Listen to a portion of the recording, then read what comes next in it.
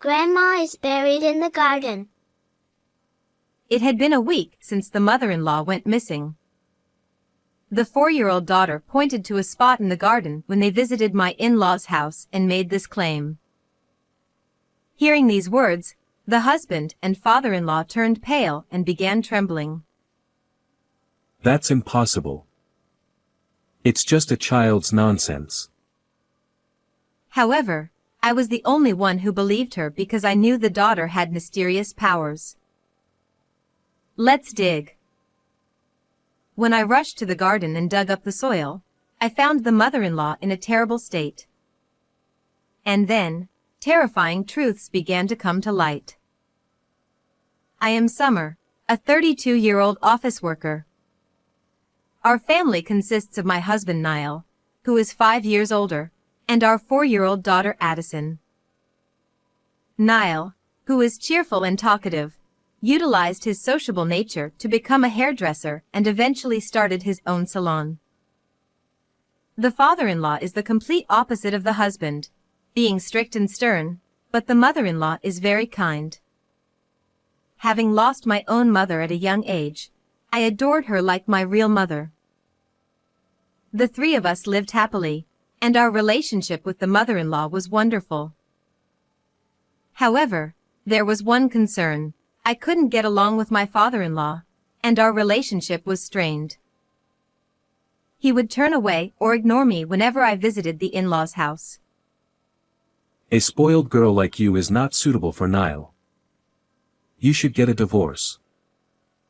He even went as far as to suggest divorce. Does he hate me? When I consulted with the mother-in-law, she was shocked and denied it. I'm sorry for making you feel bad. My husband is just unsociable, but he's a kind person at heart. He must have chosen his words poorly. She tried to explain the father-in-law's good points, but I couldn't be convinced because he was cold not only to me but also to the mother-in-law and the husband. He was especially harsh towards Niall, often yelling at him for no reason. Are you okay? That was terrible. My father has never trusted me. Even so, the husband didn't argue back and just bit his lip. The mother-in-law would always step in to mediate between them. It's strange that the biological parent and child get along the worst. Actually, the in-laws were both remarried, and Niall was the father's son, so he wasn't biologically related to the mother. They had moved into the mother-in-law's wealthy family's home. I wish they could get along since family members can suddenly disappear. Having lost my mother at a young age, I always felt frustrated. 2 years into our marriage, filled with complex emotions towards the family, our daughter Addison was born. The demands of childcare kept us away from the in-laws' house, which was a 2-hour drive away. I wish we could visit more often so they could see their grandchild. However, when Addison turned 1, my father, who lived alone in his home, fell ill, and I started visiting him for care, which made visiting the in-laws even more difficult. When Addison was 3, despite my efforts, my father passed away. At the funeral 2 days later, the father-in-law attended with a stern expression and said nothing. Even at a time like this, he doesn't say anything. He's really cold. Sensing my distress, the mother-in-law gently comforted me. It's tough, isn't it? We're here for you. The young daughter, not understanding that her beloved grandfather had passed away, looked around the house and talked to herself. Huh? About Mom? Yeah. That's good. Addison, who are you talking to? I can hear Grandpa's voice. He says it's good that the scar on Mom's forehead isn't noticeable anymore. I was shocked. When I was around 2 years old, I had a bad fall while walking with my father, and a piece of glass had deeply cut my forehead. The scar had become almost unnoticeable as I grew up, which had always made my father happy. but Addison shouldn't have known about this. It's just a child's words. Addison probably dreamed about it. The husband didn't take it seriously, but I was convinced that Addison could see my father's presence. Addison must have the ability to understand the words of people who are no longer in this world. Then, about 2 months after the funeral, the mother-in-law came to visit us. Summer, you have us. Stay strong. And also, she handed me an envelope secretly when Niall wasn't around. Please take this. Inside the envelope were 3 bundles of $100 bills. I was utterly shocked and confused. Why are you doing this? I can't accept this. Huh? When I tried to return the envelope, the mother-in-law looked puzzled. At that moment, Niall entered the room, and she left without saying anything. When I discussed it with my husband, he turned pale and became worried about his mother. What's going on? We're not in financial trouble. Did she say anything to you? She didn't say anything. I'll ask her directly next time. Don't worry. Niall reassured me, but I couldn't help but worry. I called the mother-in-law's cell phone multiple times, but it never connected.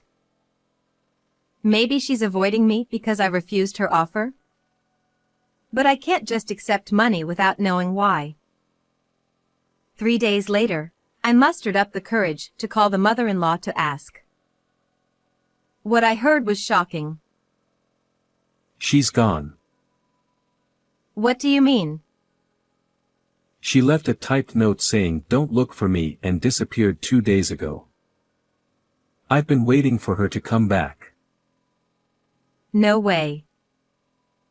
According to the father-in-law, she had disappeared the day after she visited us. She must have had a reason for bringing that money. I should have listened to her. I deeply regretted not understanding the situation. When Niall came home, I suggested filing a missing person report, but he stopped me.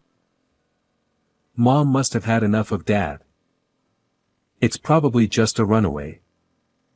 She'll contact us soon. Thinking about the cold father-in-law, I agreed with Niall. However, that night, the daughter pointed towards the in-laws' house and said something shocking. Grandma is calling. She says to go to Grandpa. Let's go, Mom. What? I couldn't believe my ears, but I quickly remembered the funeral. Addison could talk to the deceased. If she could hear the mother-in-law's voice, then... With a bad feeling, I decided to go to the in-laws' house the next morning. Hey. Nothing good will come from dealing with my father. Ignoring my husband's attempts to stop me, I started preparing to leave with the daughter. Oh, fine. I'm worried about you too, so I'll come too.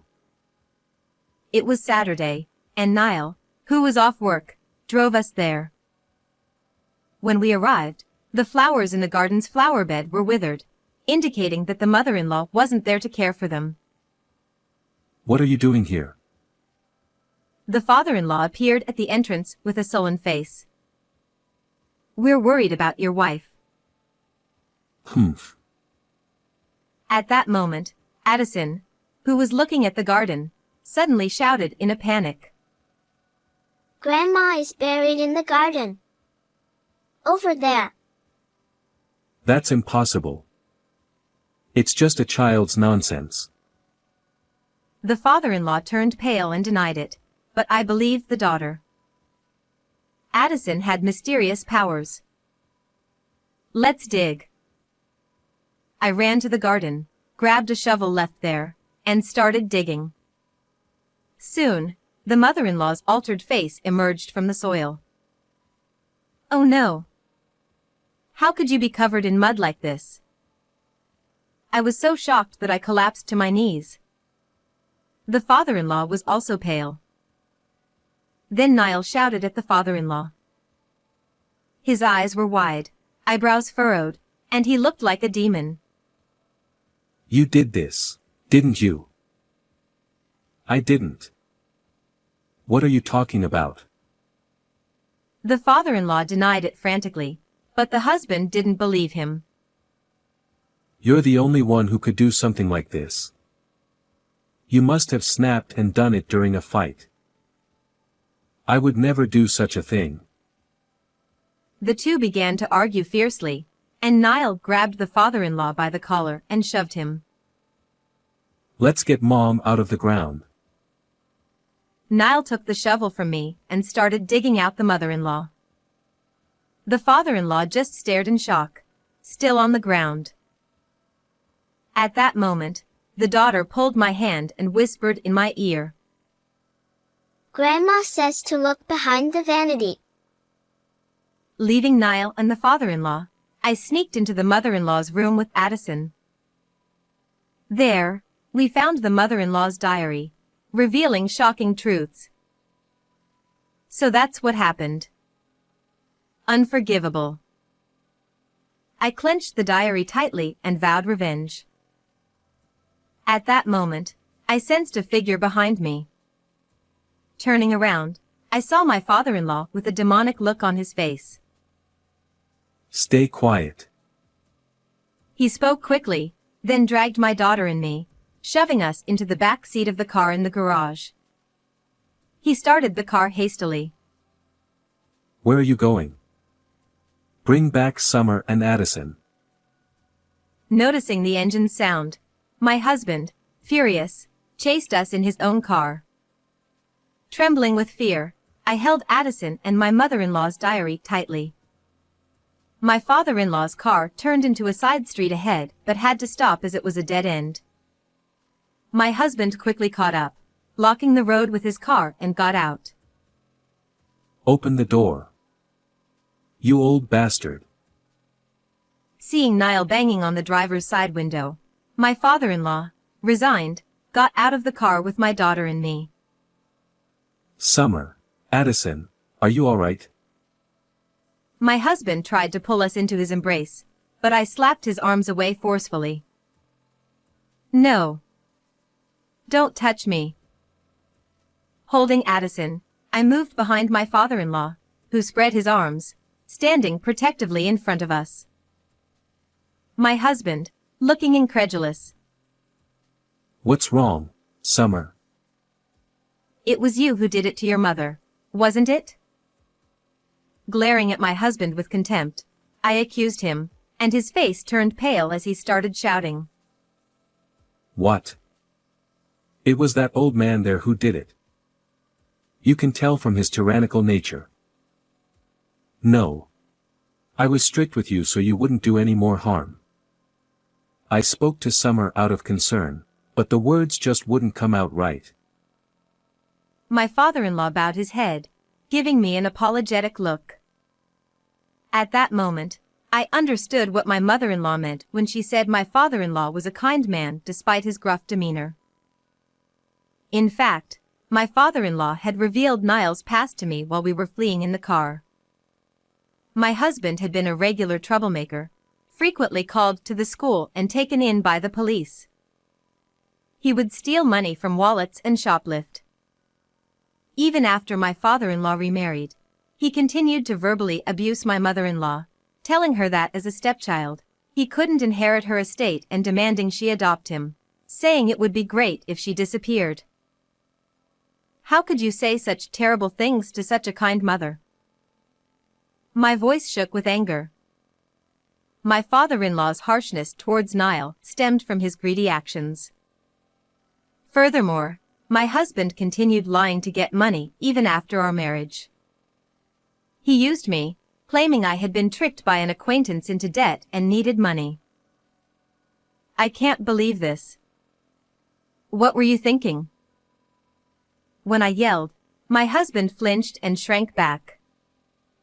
My mother-in-law must have tried to give me a large sum of money out of concern, believing my husband's lies.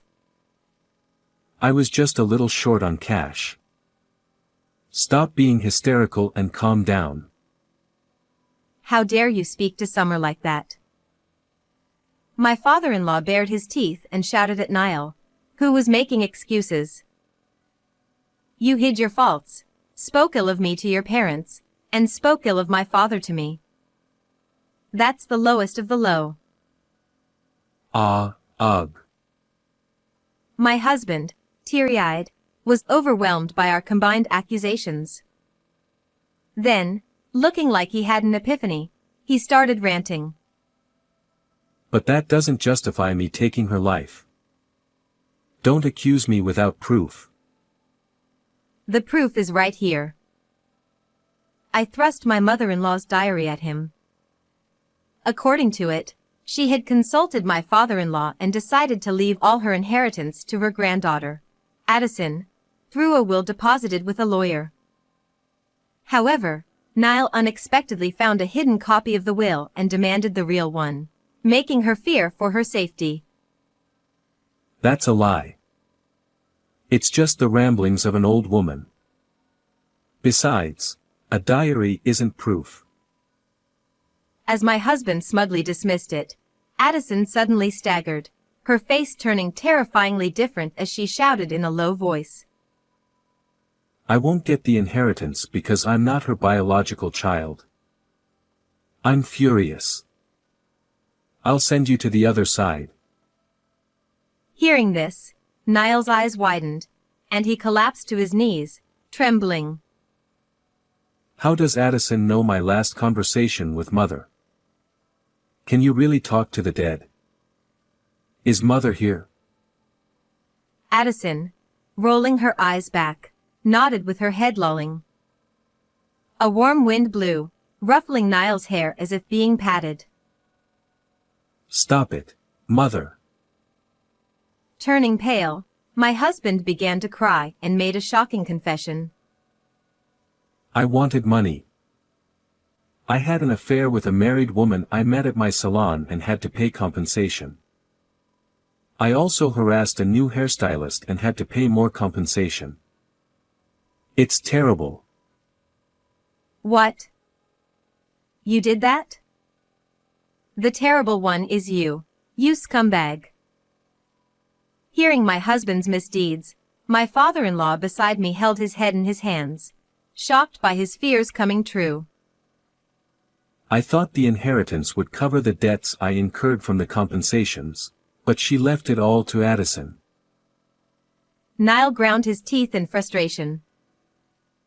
Did you see your mother as just a wallet? No wonder she decided to leave you nothing. My father-in-law shouted, veins bulging on his temples, and finally, Niall confessed out of defiance. Yes, so I got rid of her. Everyone fell silent at his horrifying words. It was you, after all. No. That's not.